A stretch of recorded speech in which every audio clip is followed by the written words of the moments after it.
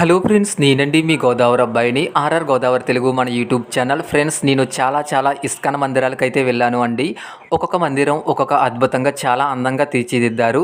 ఈరోజు నేను ఉత్తరప్రదేశ్లో ఉన్న మధుర జిల్లాలో శ్రీకృష్ణ బలరామ మందిర దర్శనానికి అయితే రావడం జరిగిందండి.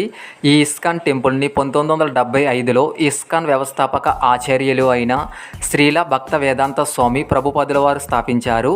ఇది బృందావనంలో నిర్మించిన మొట్టమొదటి ప్రధాన ఆధునిక దేవాలయం అండి.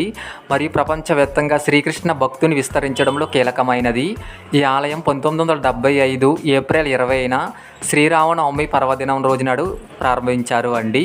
వేద సాంప్రదాయ పద్ధతిలో విగ్రహ ప్రతిష్టాపన కార్యక్రమం చాలా అద్భుతంగా జరిగింది. ఈ ఆలయంలో శ్రీకృష్ణుడు, బలరాముడు ఇద్దరు ప్రధాన దైవాలుగా కొలువై ఉన్నారు అండి. బలరాముడు తన చేతిని శ్రీకృష్ణుడు భుజంపై ఆనించేటట్లుగా ఉండే ఈ ప్రత్యేకమైన విగ్రహ రూపాన్ని శ్రీల ప్రభుపాదుల వారు స్వయంగా డిజైన్ చేశారు అంటండి. ఫ్రెండ్స్, ఈ ఆలయం దాని స్వచ్ఛమైన తెల్లని పాలరాతి నిర్మాణానికి మరియు ప్రశాంతమైన ఆధ్యాత్మిక వాతావరణానికి చాలా ప్రసిద్ధి చెందింది. ఈ ఆలయంలో మధ్య గర్భగుడిలో శ్రీకృష్ణ బలరాములు కొలువై ఉన్నారు అండి. కుడివైపు గర్భగుడిలో ఇక్కడ శ్రీ రాధా శ్యామ్ సుందర్ మరియు లలిత విశాఖ దేవుల విగ్రహాలు ఉన్నాయి అండి. ఎడమవైపు గర్భగుడిలో చైతన్య మహాప్రభు, నిత్యానంద ప్రభు విగ్రహాలు ఉన్నాయి అండి.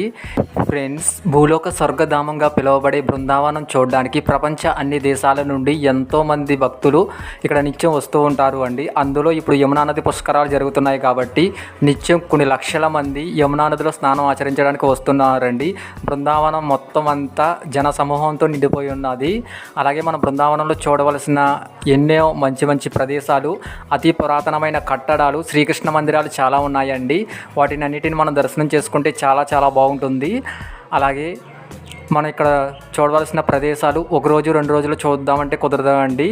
కనీసం వారం 10 రోజులు ఇక్కడ ఉండి వాటిని అన్నిటిని దర్శనం చేసుకుంటే చాలా అద్భుతంగా ఉంటుంది.